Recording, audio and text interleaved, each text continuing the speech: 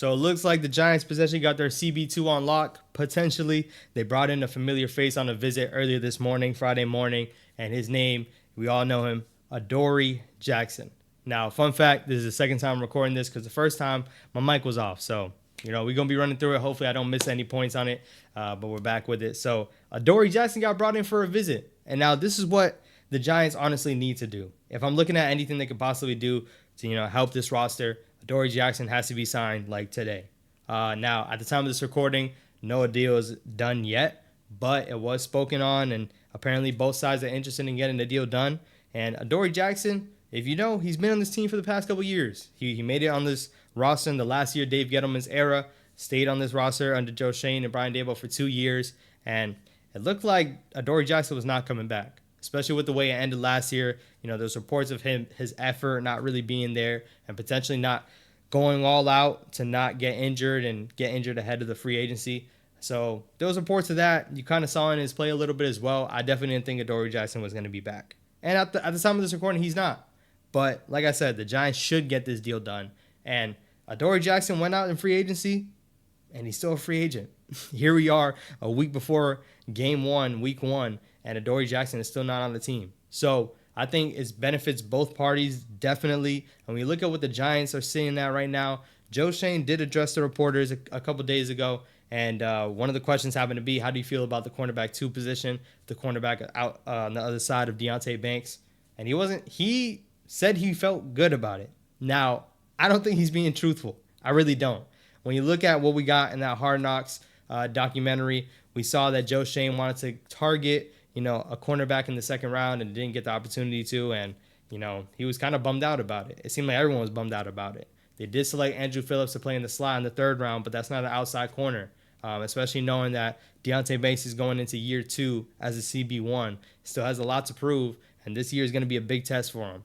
But all training camp, all preseason games, the cornerback position overall hasn't looked good, and especially outside of Deonte Banks, you can't count on guys like Nick McLeod and Cordell Flott. You can't. There's no way you can.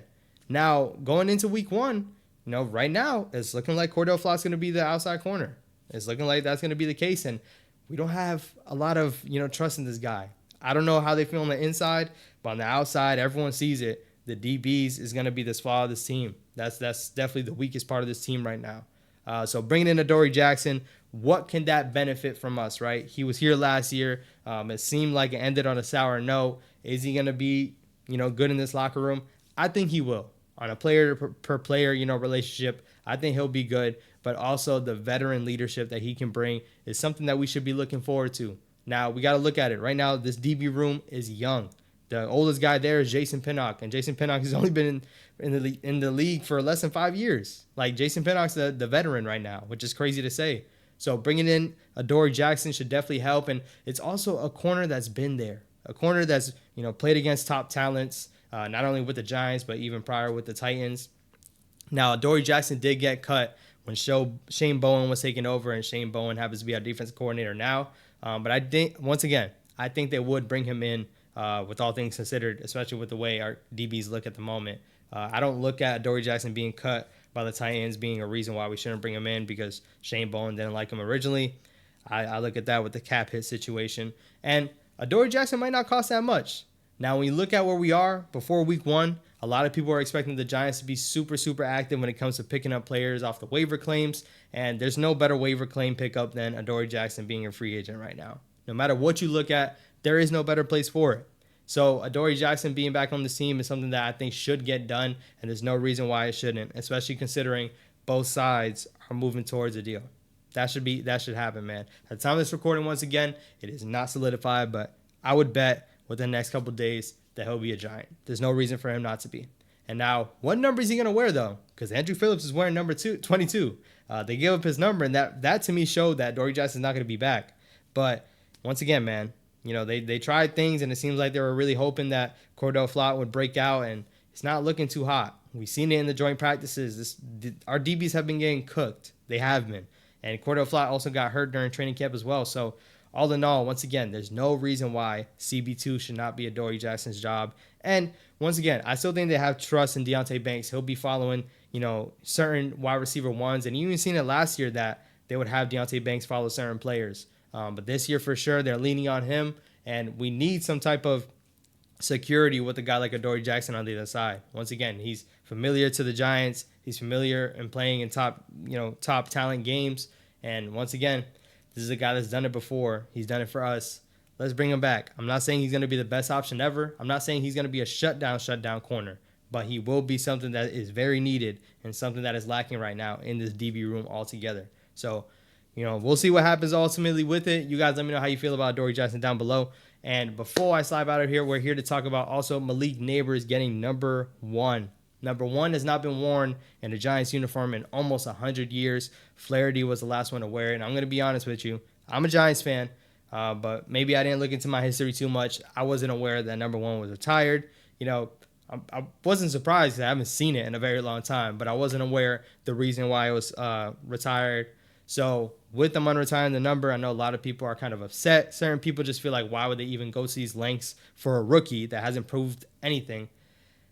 My opinion, I really don't care. I'm going to be honest. All respect to the players and all respect to the players that fought hard and we retired their numbers for a reason. But there's a reason why we have only numbers 0 through 99 or even 00, I think maybe. But there's only certain limited numbers anyways, right? Me looking at it, I'm a Giants fan, but I'm also a Yankees fan. That's why I'm rocking this Yankees tee.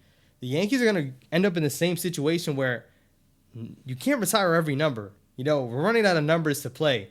And when you look at, rookies that are coming in and potentially even better players, we're going to have them running around in ugly numbers eventually. We keep retiring numbers. Now, like bringing guys into the Ring of Honor and all that, that's why they do those things. And I think still players like Eli Manning, I think it will take a lot of adjusting to see somebody else in a number 10 jersey. But ultimately, once again, give it 20, 25 years. We're going to be running out of numbers eventually. So unretiring numbers, I don't really look at it too much. And once again, they went about it the right way, right? Apparently, Malik Nabers and the Giant squad did go out and reach out to the family, making sure it's okay if we unretire the number. They got the green light. They got the thumbs up. And this move happened. And now, I've been trying to get a Malik Nabers jersey for a little while now. And I was really wondering what jersey he was going to settle with. I think this is probably has been going under the works for a little while.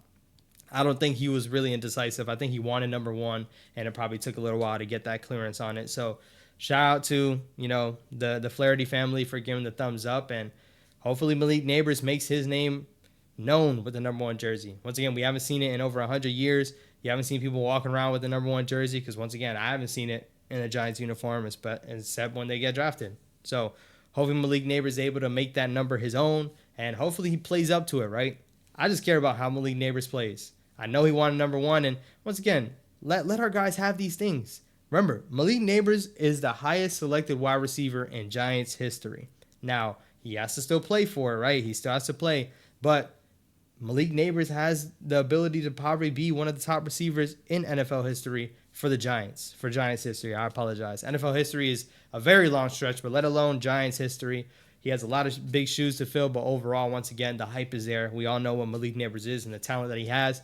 So if he wants to rock number 1 and they unretired it for him, let's do it. Let's have a great season, and hopefully we're talking more about the numbers he puts up and not the number that he's wearing. So with that being said, man, y'all stay tuned for more content coming through next Saturday. If you made it to the end of this video, man, next Saturday, I need you guys locked in. We're going to be going live with my friend over here. He's a Vikings content creator. We're going to go live Saturday night, the day before the game, talking about the game and other things to unravel. So make sure you guys stay tuned for that. I'll be saying this every video moving forward because we need to get locked in on that Saturday. I need a good showing. I'll catch you guys on the next one, and I'll let you guys know if there's any new news. Next week is game week. Let's lock in. Peace.